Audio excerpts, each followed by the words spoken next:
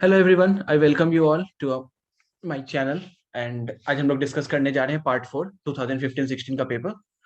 तो चलिए शुरू करते हैं। इससे पहले अगर आपने हमारे चैनल को सब्सक्राइब नहीं किया तो चैनल को सब्सक्राइब कर लें और बेल आइकन को क्लिक करना ना भूलें।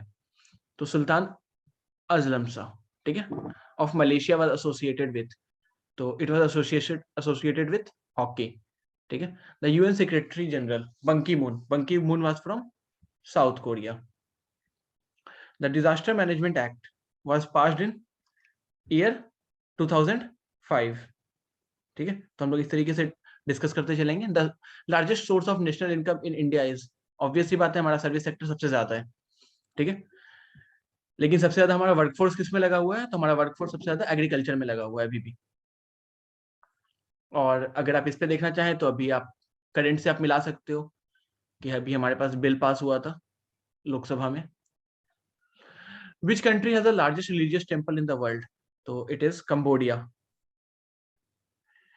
तो कंबोडिया में कौन सा है? तो अंगकोर वाट, ठीक है। अगर आपसे सवाल पूछ दे ये कौन सा है तो आप इस पे लिख सकते हो Angkor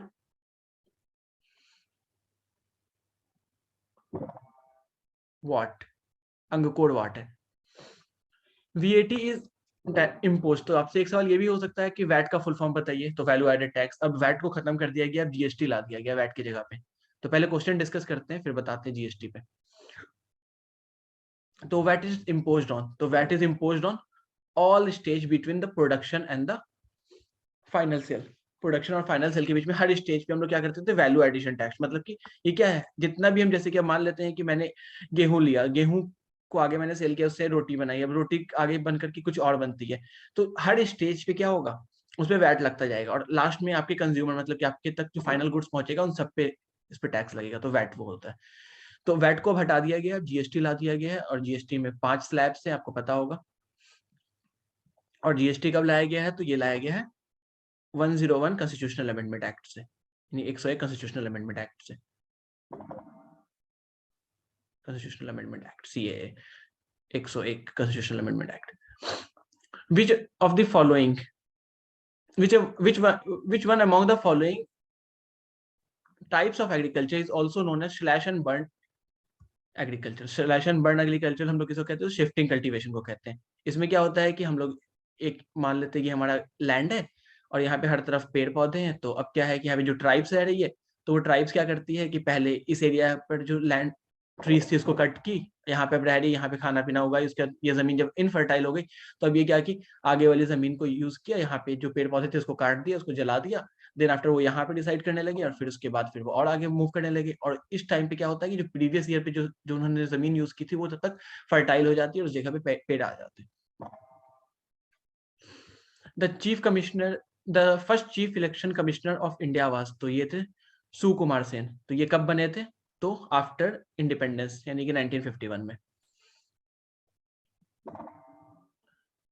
then after the period of development between the puberty and the adulthood is, तो period of development between puberty and adulthood is, इसको हम लोग कहते हैं एडोलेसेंस एज। जो मतलब कह सकते हो आपकी 13 to 19 ईयर्स का एज बेसिकली मान के चलते हैं, जिसमें इंसान की बॉडी में बहुत सारी चेंजेस आते हैं, जिसमें हम लोग सेकेंडरी कैरेक्टरिस्टिक्स भी कहते हैं इसको, कि सेकेंडरी कैरेक्टरिस्टिक्स का जो हमारे बॉडी में शो होते हैं उसी को एडोलेसेंस भी कहा जाता है। Where is Sardar Sarovar project situated? तो it is situated in Gujarat.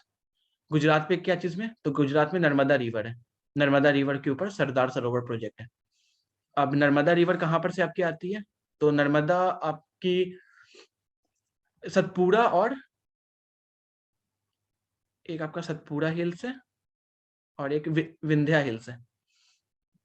इन दोनों के बीच में नर्मदा रिवर बहती है और इसी के जस्ट नीचे में तापी बहती है। तो आपको पता होना चाहिए कि ये दोनों आपके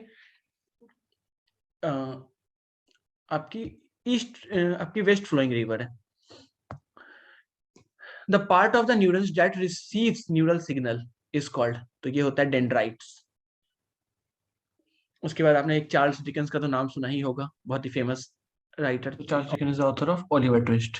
next one, with which other term is the reliability roughly synonymous? तो reliability यानी reliable है, मतलब reliable मतलब क्या है? कंसिस्टेंसी, ऐसे मतलब कंसिस्टेंट है। जीरो कोरिलेशन मीन्स, तो जीरो कोरिलेशन का मतलब क्या होता है कि there is no relationship between the variables.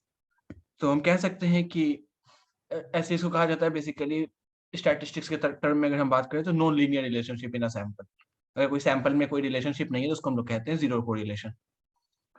NUHM is abbreviation of, तो हमको पता है कि नेशनल अर्बन हेल्थ मिशन का फुल फॉर्म होता है NUHM।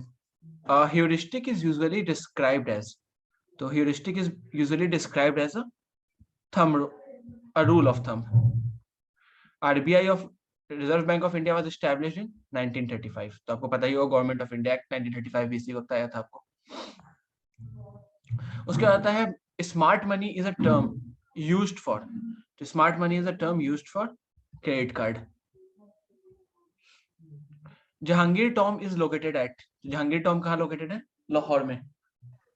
तो golden handshake scheme is associated with, it is associated with voluntary retirement. Which continent of the world does not have a desert, तो डिजर्ट विच कॉन्टिनेंट इसमें नहीं है? तो Europe में कोई भी डिजर्ट नहीं है।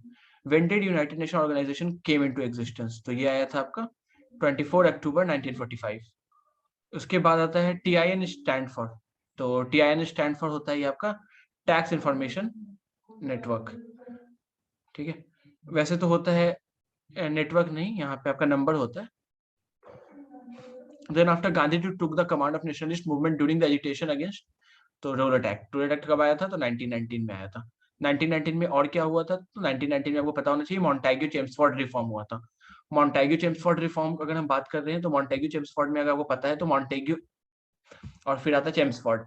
तो अगर मॉन्टेग्यू आ रहा है तो M यानी कि पहले क्या आता है? अगर हम A to Z पे जाएंगे तो S आता है, यानी सेक्रेटरी, यानी कि सेक्रेटरी ऑफ स्टेट कौन थे? तो मॉन्टेग्यू थे। चेम्सफोर्ड क्या थे? तो इट इज वाइसराय, क्योंकि V बाद में आता है इस वजह से। नेक्स्ट आप, ये आपको याद करने का एक ट्रिक है।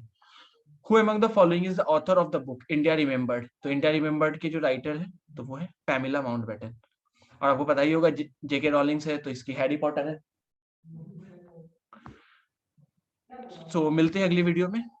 और अगर आपने हमें सब्सक्राइब या अगर आप हमें सब्सक्राइब करना चाहते हो तो आप हमारे यूट्यूब पे जा सकते हो, इंस्टाग्राम पे हमें फॉलो कर सकते हो, टेलीग्राम ग्रुप को ज्वाइन कर सकते हो डिस्कशन के लिए।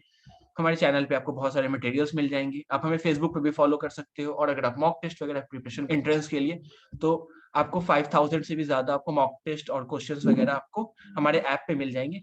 ऐप का लिंक हम आपको PDF में प्रोवाइड कर दिया जाएगा और साथ ही साथ आपको डिस्क्रिप्शन में भी दे दिया जाएगा।